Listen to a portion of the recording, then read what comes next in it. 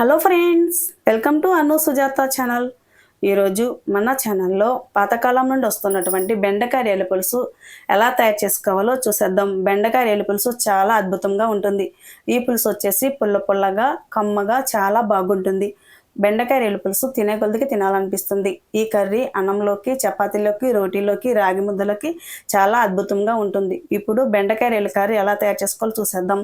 ముందుగా రైలు క్లీన్ చేసుకోవాలి. క్లీన్ చేసుకున్న రైలును 3-4 సార్లు వాష్ చేసుకుని ఒక ప్లేట్లో వేసుకుని కొంచెం కారం, కొంచెం ఉప్పు, కొంచెం సాల్ట్ వేసి ఉప్పు, కారం, సాల్ట్ ఆ రొయ్యలకి పట్టేటట్టు బాగా కలుపుకోవాలి. కలుపుకున్న రొయ్యలను ఫ్రిడ్జ్లో పెట్టుకుని 10 నిమిషాల పాటు పక్కన పెట్టుకోవాలి.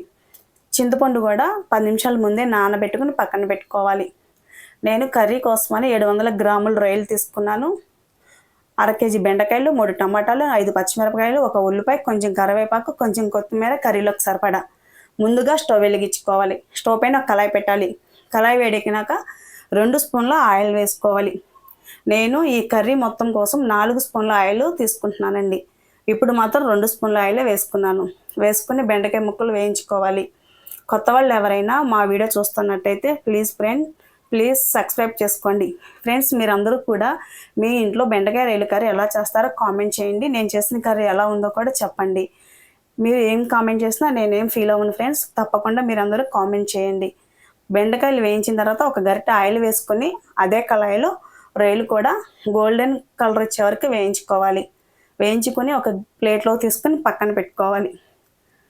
అదే కళాయిలో మళ్ళీ ఇంకొక గరిటె ఆయిల్ యాడ్ చేసుకోవాలి. మీ ఇంట్లో మీ చిన్నపిల్లలు ఉంటారు కదండి, ఉట్టి బెండకాయ కర్రీ అంటే ఇష్టపడిన పిల్లల కోసం ఇలా చేసి పెట్టండి. రేలేసి కర్రీ చాలా బాగుంటుంది. పిల్లలు కూడా, పెద్దవాళ్ళు కూడా చాలా అంటే చాలా ఇష్టపడి తింటారు. ఆయిల్ వేడెక్కినాక 5-6 ఎల్లుల్లిపాయలు చితగొట్టి ఆయిల్లో వేసుకోవాలి. ఎల్లుల్లిపాయలు వేగినాక కొంచెం జీలకర్ర, కొన్ని మెంతులు వేసుకున్నాను నేను కర్రీలో. కానీ మెంతులు పులుసుల్లోకి చాలా బాగుంటాయండి, అందుకే వేస్తున్నాను. అలవాటు లేని వాళ్ళు స్కిప్ చేసేయండి.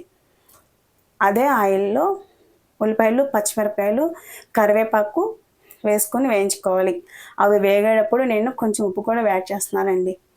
అంటే అదే కళాయిలో బెండకాయలు, రొయ్యలు అన్నీ వేసి ఉంచాను కదా, అది కళాయికి అంటుకుపోయి మాడిపోతుందని ఫస్ట్గానే నేను ఉప్పు వేసేసుకున్నాను. ఉప్పు వేసినాక గరిటెతో అటు ఇటు అలా కలుపుకోవాలి. కలుపుకున్న తర్వాత నేను ముందుగానే ముద్దగా చేసి పెట్టుకున్న అల్లం, వెల్లుల్లిపాయలు, గసగసాలు, కొబ్బరి, చెక్క, లవంగాయ, ధనియాలు, వెల్లుల్లిపాయలు పేస్ట్లా చేసుకున్నాను కదా, మిశ్రమాన్ని వేసి పచ్చివాసన పోయేంత వరకు వేయించుకున్నాను.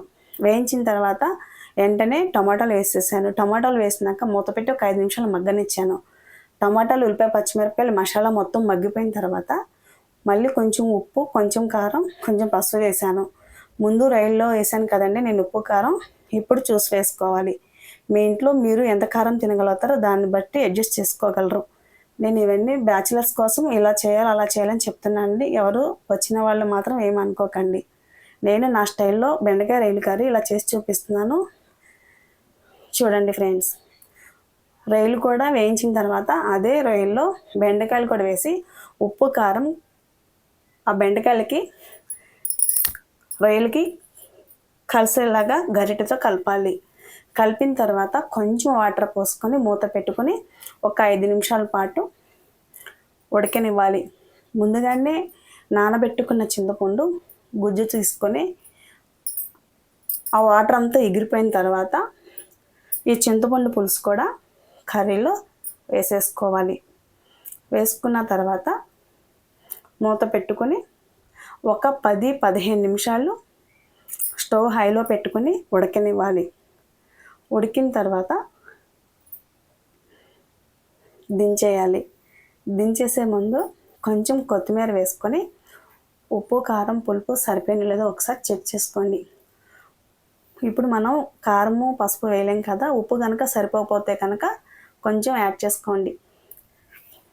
లాస్ట్లో కొత్తిమీర వేసుకొని దించేసుకుంటే చాలా చాలా అద్భుతమైన బెండకాయ రేలు కర్రీ రెడీ అయిపోయిందండి. మీరు కూడా మీ ఇంట్లో తప్పక ట్రై చేయండి. తర్వాత స్టవ్ బంద్ చేయాలి. ఈ పులుసులో నుంచి ఆయిల్ సపరేట్ అవుతుంది కదండి, అలా సపరేట్ అయితే కూర ఎగిరిపోయినట్టు. తర్వాత రైస్లో వేసుకుని తినండి, చాలా బాగుంటుంది.